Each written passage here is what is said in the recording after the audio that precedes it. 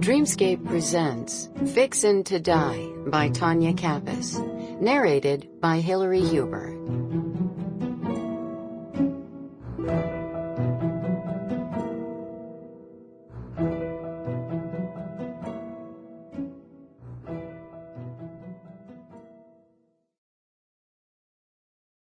Chapter 1.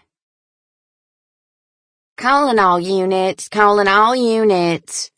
Betty Murphy's voice felt like a stiletto in my ear as it came over the police walkie-talkie. The clock read 7 in the morning. Betty couldn't have been at the sheriff's office long enough to already be calling all units. Not a good sign for a Monday morning. I had yet to enjoy my cup of coffee. Damn, I groaned, putting the coffee cup in the beanbag coffee holder that laid over the hump on the floorboard.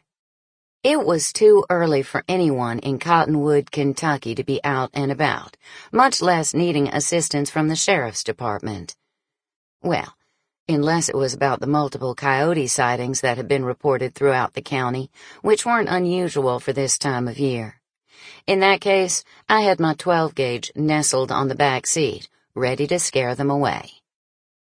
Duke lunged his front paws from the passenger side to the floorboard, licking up what little coffee had spilled.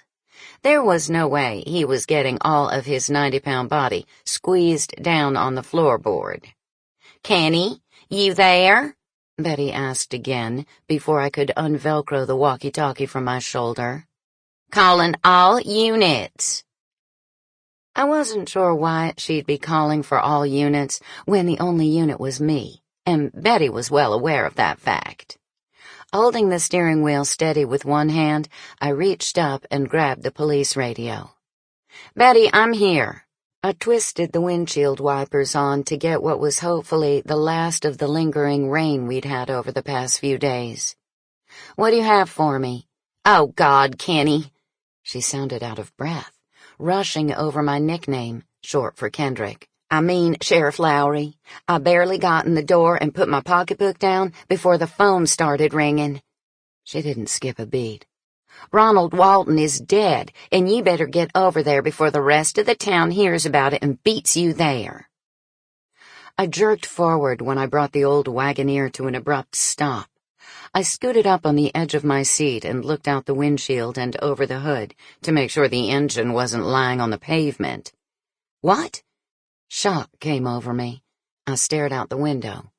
Betty had to be mistaken. Sample complete. Ready to continue?